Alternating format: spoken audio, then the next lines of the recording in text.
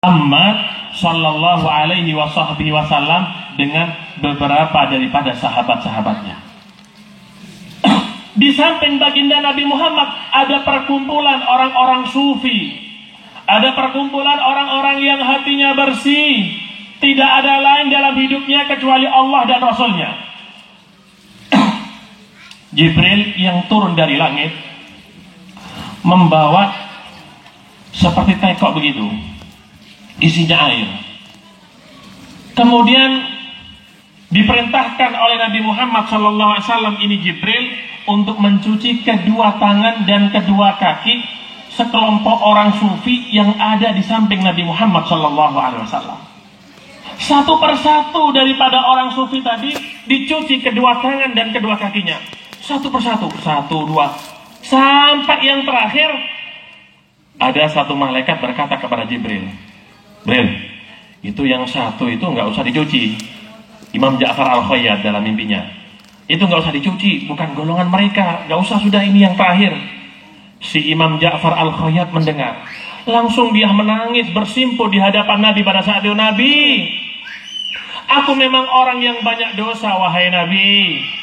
Aku orang yang banyak salah ketika hidup di dunia.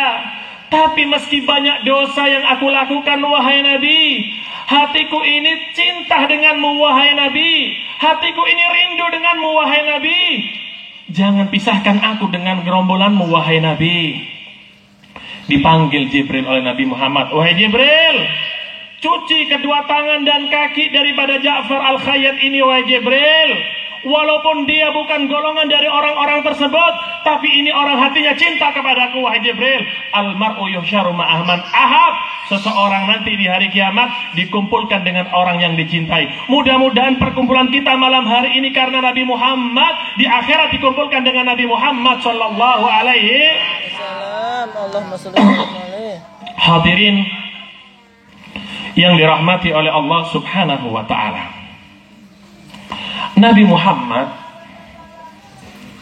adalah manusia yang paling mulia, baik dari fisiknya, dari perangainya, daripada akhlaknya.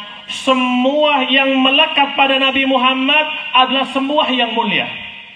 Semua yang melekat pada Nabi Muhammad Sallallahu Alaihi Wasallam adalah luar biasa.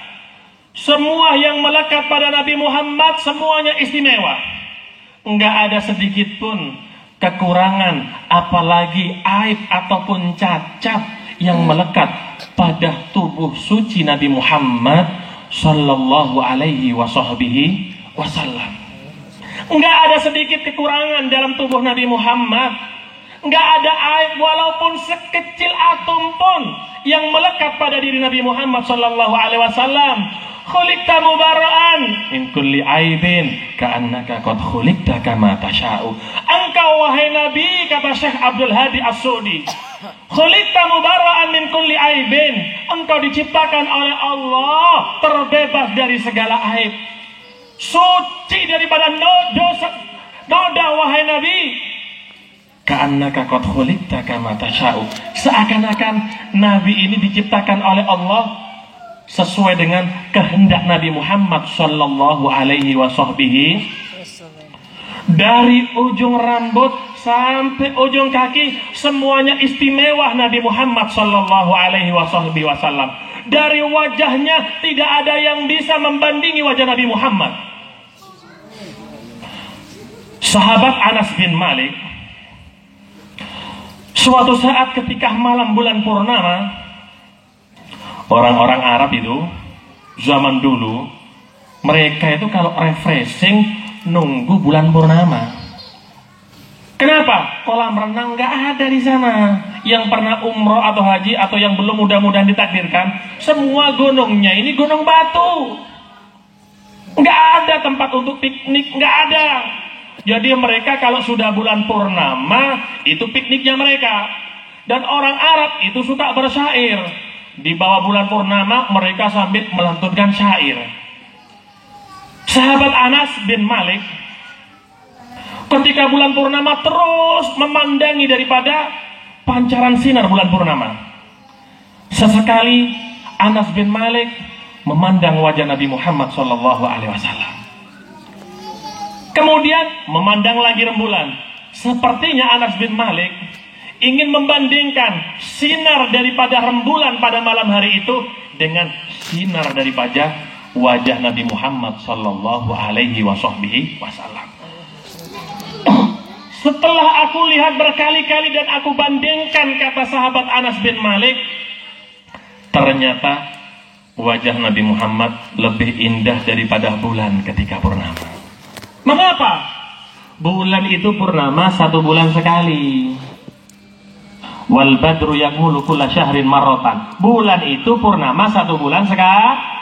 Wa hilaluka kulla yaumin kamilu. Adapun baginda Nabi Muhammad setiap harinya purnama wajahnya.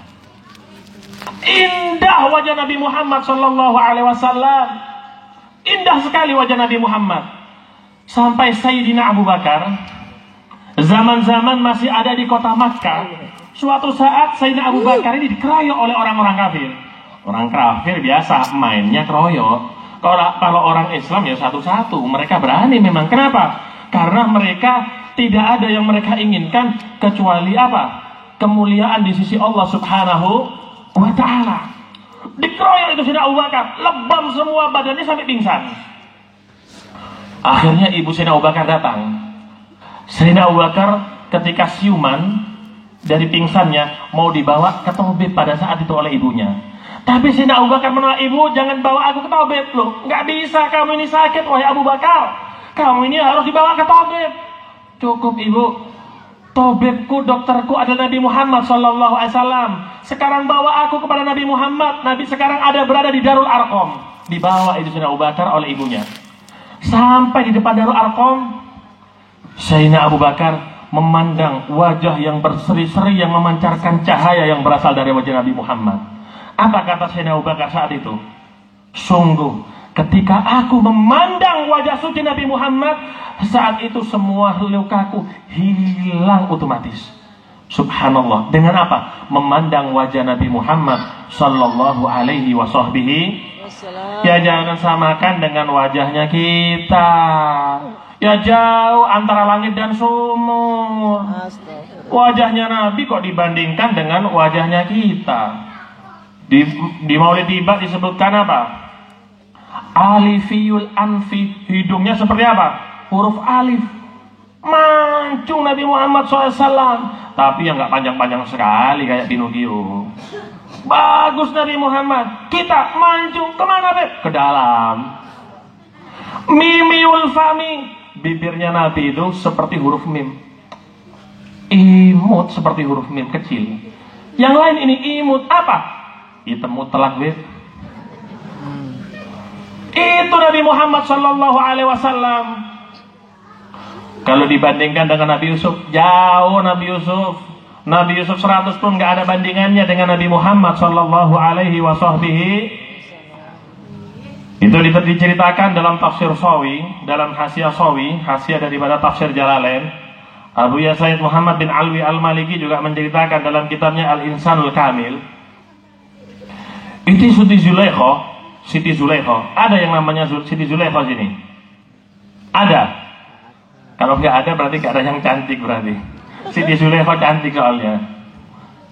Orang-orang zaman sekarang ini kalau mau kasih nama aneh. Kalau orang-orang dulu itu kalau mau kasih nama, datang ke habaib, datang ke guru, tanya, guru, Habib, saya punya anak, apa namanya? Siapa ini nama yang paling bagus?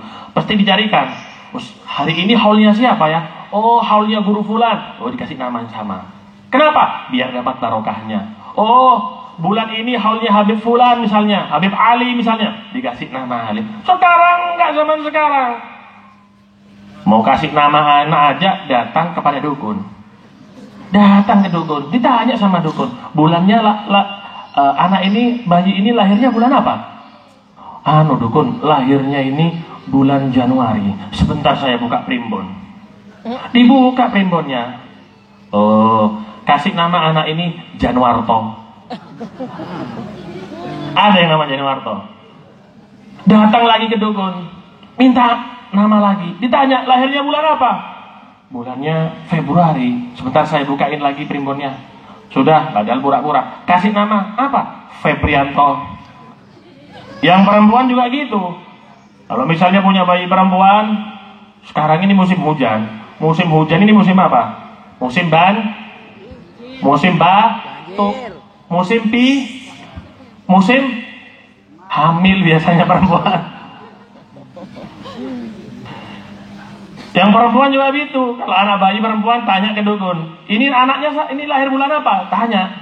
Ini lahirnya bulan Desember. Oh sudah, kasih nama Desi. Ada nama Desi?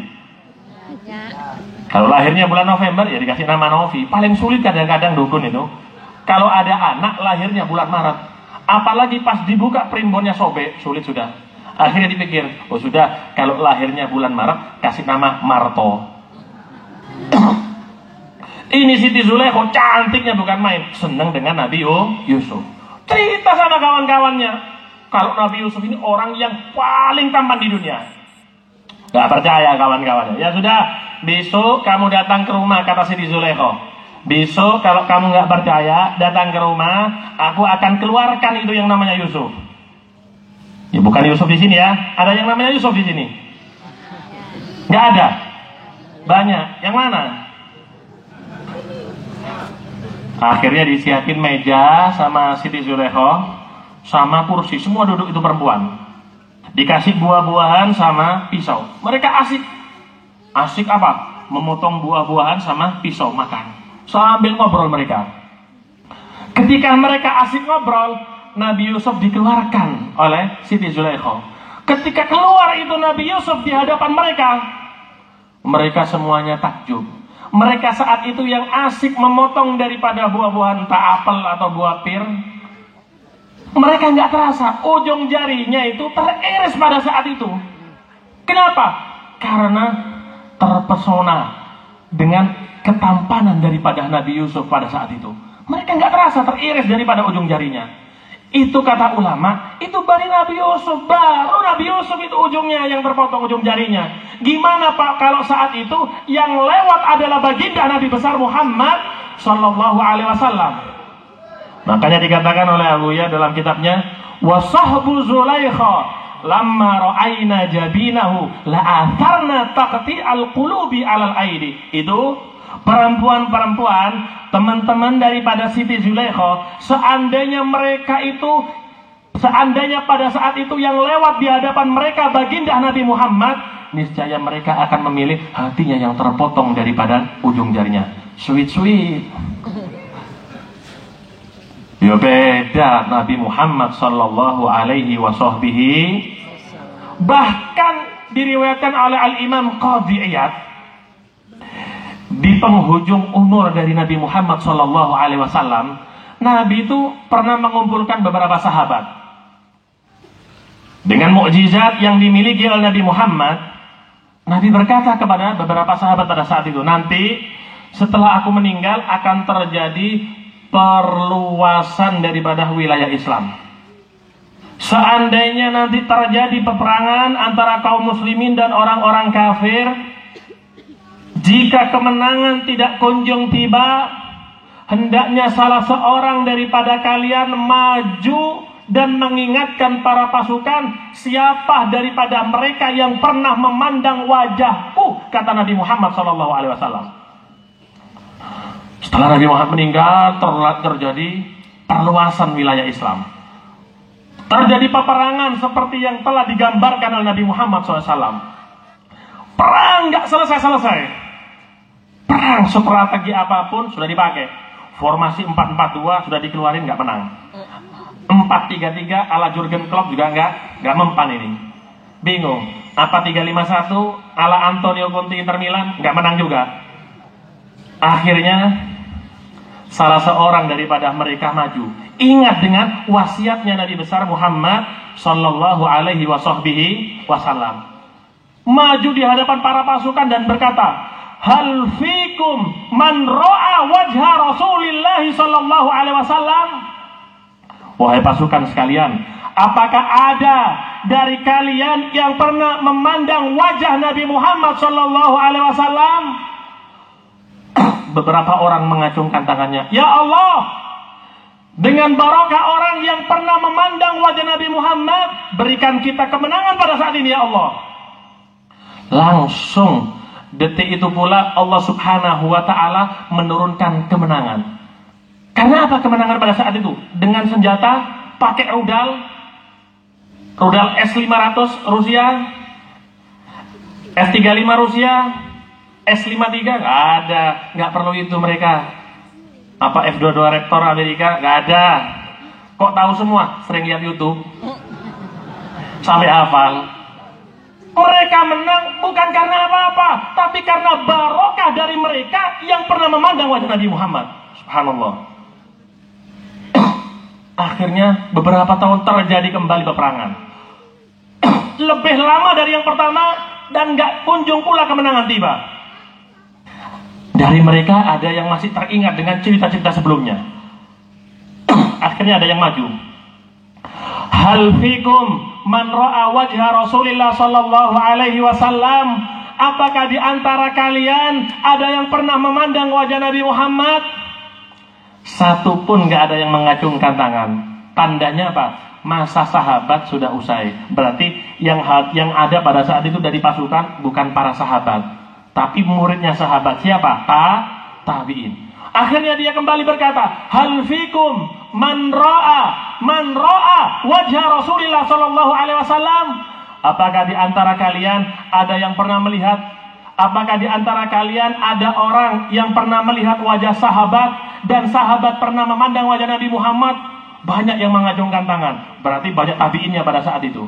Ya Allah, dengan barokah orang-orang ini yang pernah memandang wajah sahabat dan sahabat pernah memandang wajah Nabi Muhammad, berikan kami kemenangan ya Allah. Saat itu pula turun kemenangan. Apa sebabnya?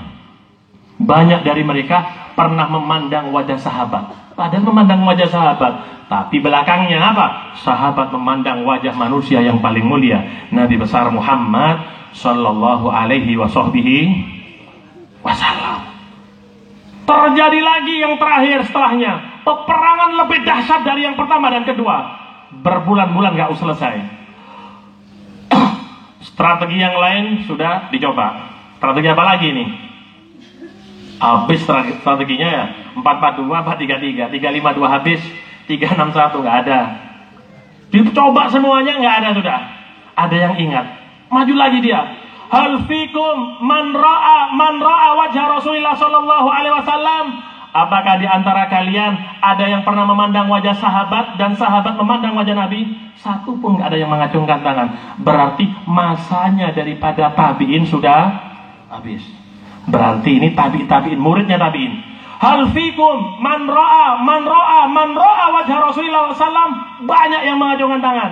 Ya Allah, dengan barokah orang yang pernah memandang wajah tabi'in memandang wajah sahabat, sahabat memandang wajah Nabi Muhammad. Ya Allah, berikan kemenangan pada saat ini ya Allah. Gak pakai rudal, gak pakai benteng apapun.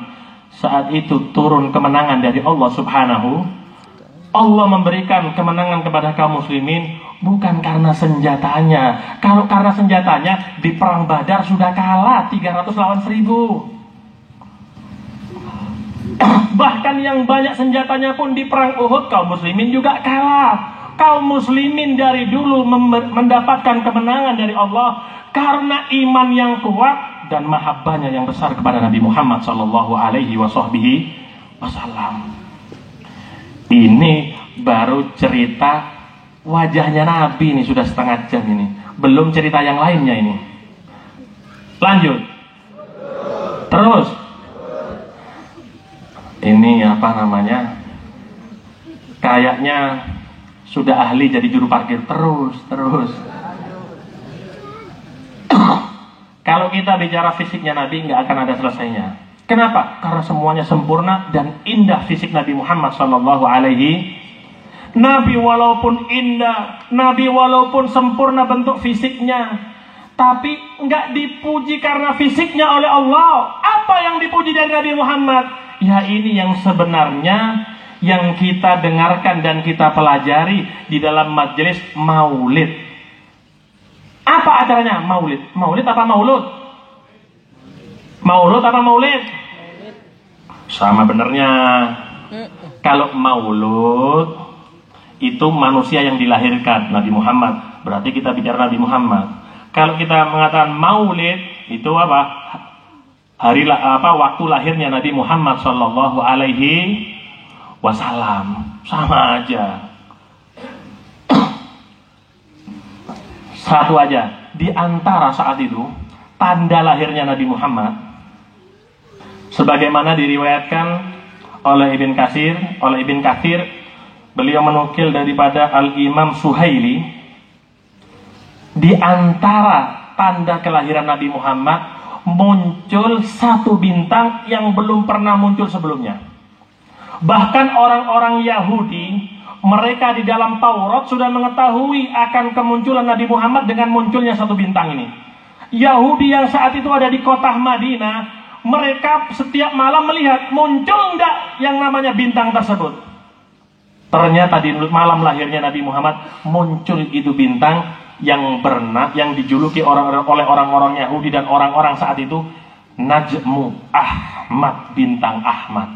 Sampai bintang yang muncul pada malam hari itu di malam kelahiran Nabi Muhammad dinamakan Najmu Ahmad, kata Ibn Katsir.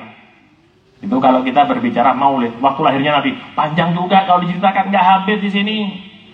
Nanti tahun depan lagi dibahasnya. Gimana? Kita berbicara mauludnya sekarang. Sosok manusia yang kita peringati malam hari ini. Nabi meskipun fisiknya indah sempurna, nggak dipuji oleh Allah. Yang dipuji apanya? Wa innaka la'ala khuluqin. Wa innaka. Inna ini kalau dalam ilmu nahwu huruf taukid. Jadi ada penekanan makna di sini. Wa innaka. Belum lagi ditambah la'ala. Lam ini lam muzahlaqah, lebih dikuatkan lagi. Sesungguhnya engkau wahai Muhammad di atas daripada akhlak yang mulia. Akhlak itu mulia karena Nabi Muhammad. Nabi Muhammad mulia bukan karena akhlak. Jadi akhlak itu mulia karena Nabi Muhammad Sallallahu Alaihi Wasallam. Jadi akhlak itu menjadi mulia karena Nabi Muhammad Sallallahu Alaihi Wasallam. Nabi ini suri tauladan panutan dalam semua hal. Dalam berumah tangga, Nabi itu panutan. Nabi itu kalau mau masuk rumah Siti Aisyah, Siti Aisyah ini apanya Nabi Muhammad? Istrinya ya. Banyak istrinya Nabi. Jangan niru-niru, guru. Ya, rumah tangga itu ada 4. Ada yang suaminya itu jelek, bejat, istrinya juga bejat. Seperti siapa? Abu Lahab sama istrinya. Jangan niru ini. Ada yang suami itu solihah, suami solihah soleh, istrinya nggak baik. Seperti siapa? Seperti Nabi Nuh, Nabi Lut. Ada yang sebaliknya, istrinya solihah, suaminya nggak bagus. Imra'atu Fir'aun, perempuan daripada Fir'aun, Asia bintu Muzahim. Ada yang suaminya soleh, lakinya soleh. Nabi Ibrahim. Dari yang 4 ini kira-kira pilih yang mana? Pilih yang nomor berapa, guru? Nomor 4, Nabi Ibrahim. Hebat. Nabi Ibrahim itu istrinya 2, Siti Hajar sama Siti Sarah, kan? Dari sekarang sudah ketahuan. Yang nomor 4 tambahin lagi, jangan. Nanti nggak dibuatin makan lagi tadi.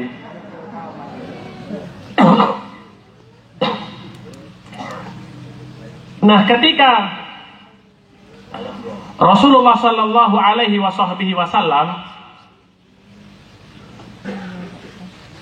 masuk ke rumah Siti Aisyah, Nabi itu kelihatan berseri-seri. Kita lanjutkan yang pertama dulu. Nabi panutan dalam rumah tangga. Nabi itu kalau mau masuk ke rumah Siti Aisyah, nggak mau Nabi itu misalnya seperti kita, bukan Nabi kita, nggak mau dengan wajah yang kusam, lusuh, nggak mau. Dibersihkan dulu, rambutnya dibasahin dulu, baru masuk ke rumah Siti Aisyah. Jadi Nabi nggak mau tampil di hadapan istrinya itu acak-acakan.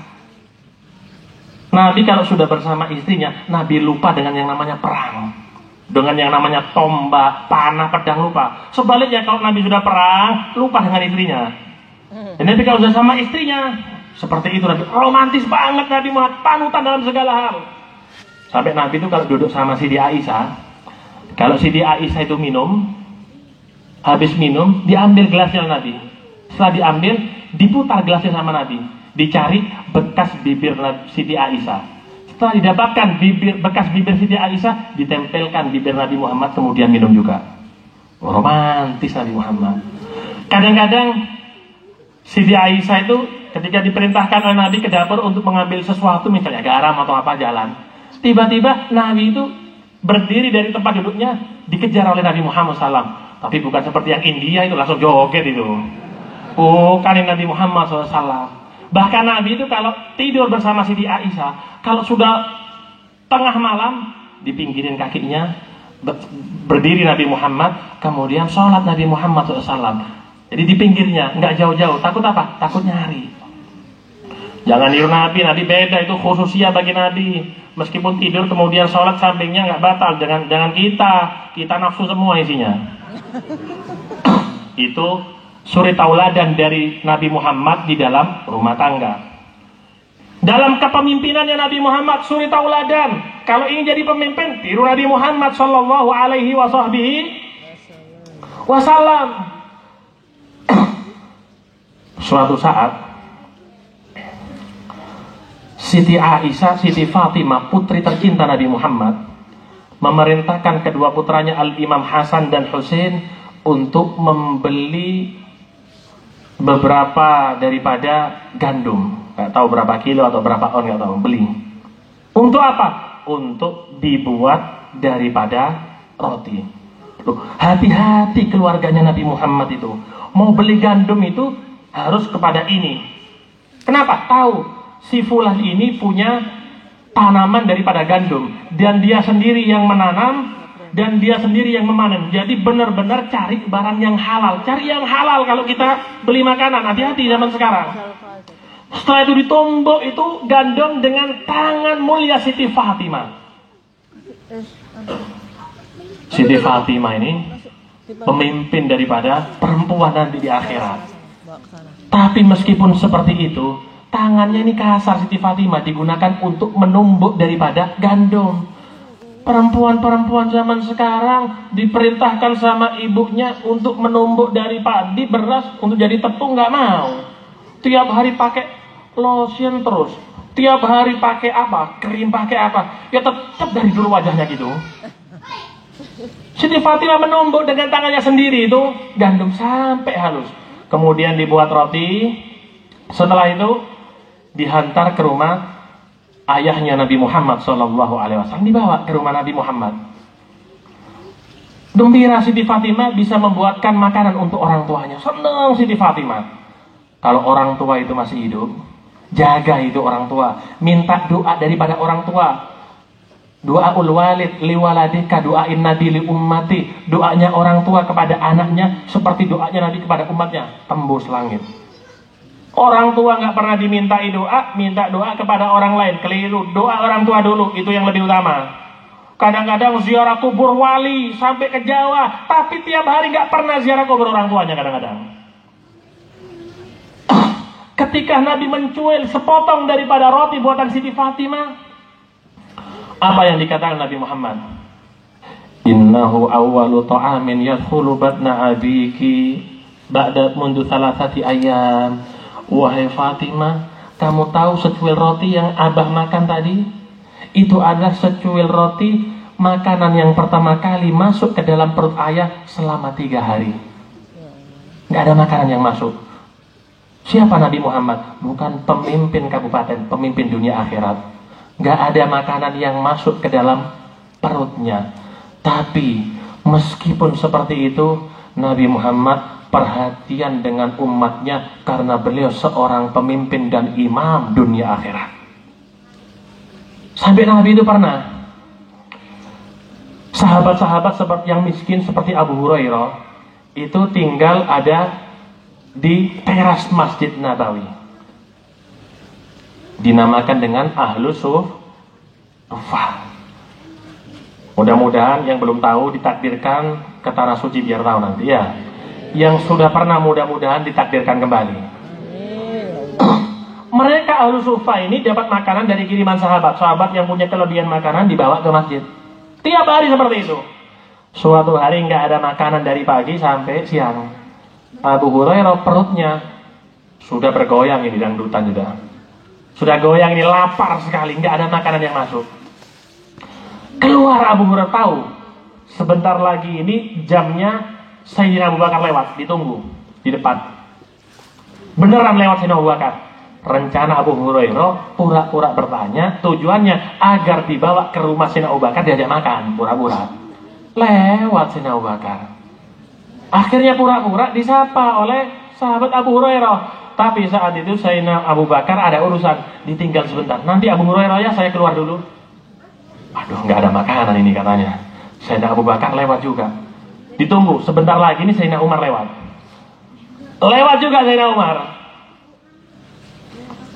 Pura-pura lagi sama Abu Hurairah. Sayyidina Umar mau kemana? Apa ada yang bisa dibantu? Sebentar Abu Hurairah, saya terburu-buru, saya ada urusan. Habis sudah, nggak ada lagi yang lewat, kata Abu Hurairah. Sayyidina Abu Bakar lewat, Sayyidina Umar sudah lewat. Ini ya puasa sudah terpaksa, nggak ada makanan. Subhanallah, tiba-tiba keluar Nabi Muhammad SAW. Kalau yang sebelumnya Abu Hurairah terlebih dahulu yang menyapa, ini duluan Nabi Muhammad, tahu Nabi. Malladzi akhrajaka ya Abahir? Apa yang membuatmu keluar wahai Abu Hurairah saat ini? Lapar ya, kata Nabi Muhammad. Naam ya Rasulullah. Iya wahai Nabi. Nabi sudah. Sini kamu Abu Hurairah, sini. Dipegang tangan Abu Hurairah Nabi. Kemudian ditempelin ke perut Nabi. Terkejut, apa? Agak panas perutnya Nabi. Kemudian ada 3 batu. Apa ini Nabi? Kamu masih enak Abu Hurairah. Enak gimana maksudnya Nabi? Kamu belum makan kan dari pagi sampai sekarang? Kemarin makan iya. Ini 3 batu, 3 hari belum makan aku wahai Abu Hurairah. 3 hari. Kadang-kadang 2 bulan kompor di rumah Nabi itu nggak hidup. Yang dimakan hanya aswaden, air sama kurma. Bisa dicoba ini di rumah nanti. 3 hari nggak makan Nabi Muhammad, seorang pemimpin. Dibawa Abu Hurairah, ayo Abu Hurairah ikut aku. Ayo cari makanan ke rumah istriku. Nabi ke rumah salah satu istrinya. Tanya, ada makanan? Nabi itu biasanya tanya, ada makanan? Kalau nggak ada, langsung puasa Nabi. Makanya orang itu kalau puasa sunnah, meskipun dia nggak niat dari malam, yang penting dari subuh, dari terbitnya fajar, dia ini belum ada makan yang masuk, boleh niat puasa sunnah walaupun jam 10. Yang penting belum tergelincirnya matahari. Biasanya nanti kalau nggak ada makanan langsung puasa. Waktu itu ada apa? Ada sahabat yang memberi susu, nggak tahu susu kambing, onta atau sapi, nggak tahu. Ada satu wadah gitu. Abu Hurairah sudah senang ini. Kenapa? Bentar lagi aku kenyang minum susu. Tapi apa yang dikatakan Nabi Muhammad? Abu Hurairah, panggil semua kawan-kawanmu yang di masjid. Dalam hati Abu Hurairah, itu 1 mangkok susu, buat saya masih kurang. Loh, itu puluhan yang ada di masjid disuruh manggil. Tapi perintah baginda Nabi Muhammad, ya keluar, dipanggil. Dipanggil semuanya kumpul. Abu Hurairah ada di depan. Dia berharap giliran dia pertama kali. Saya minum banyak begitu. Apa kata Nabi? Abu Hurairah, berikan itu susu kepada yang dari kanan sampai semuanya. Diberikan kepada yang kanan, diminum. Setiap sahabat tadi yang minum langsung dilihat sama Hurairah. Oh, masih ada. Padahal susu itu nggak berkurang, mukjizat Nabi Muhammad. Berikan lagi sampingnya. Setiap orang minum dilihat lagi. Oh, masih ada. Sampai semuanya minum, nggak berkurang air susunya. Subhanallah. Baru kata Nabi, engkau wahai Nabi. Apa kata Nabi? Kamu minum dulu wahai Abu Hurairah. Minum. Nabi, kamu lagi minum Abu Hurairah. Minum lagi 2 kali. Diberikan kepada Nabi, tok lagi. Minum lagi Abu Hurairah. Sampai 3 kali. Nabi, minum lagi. Nggak ada tempatnya Nabi, kenyang sudah katanya. Baru Nabi Muhammad SAW nih. Loh ini loh, contoh seorang pemimpin. Apa contoh dari Nabi Muhammad? Sahabat itu ibaratnya rakyat. Rakyatnya dulu dimakmurin oleh Nabi Muhammad, diberi susu. Nabi yang terakhir. Kalau Nabi dulu yang makmur, pasti rakyatnya akan apa? Hancur, akan miskin. Kalau seorang pemimpin seperti ini, rakyatnya dimakmurkan, pasti daerahnya akan aman dan tentram. Kenapa? Nggak ada maling. Kenapa? Kenyang semua. Tapi kalau pemimpinnya kenyang terlebih dahulu, sekarang jangankan yang pejabat yang tinggi, kepala desa aja sudah punya Innova. Kalau sudah pemimpin itu kenyang terlebih dahulu, nggak akan aman. Kenapa? Perut ini kosong. Perut itu kalau kosong, segala cara akan ditempuh. Ada yang jadi pencuri, yang merampok, macam-macam. Makanya kalau jadi pemimpin, tiru Nabi Muhammad, makmurkan terlebih dahulu rakyatnya, baru si pemimpin itu apa? Yang terakhir. Sayyidul qaumi khadimuhum.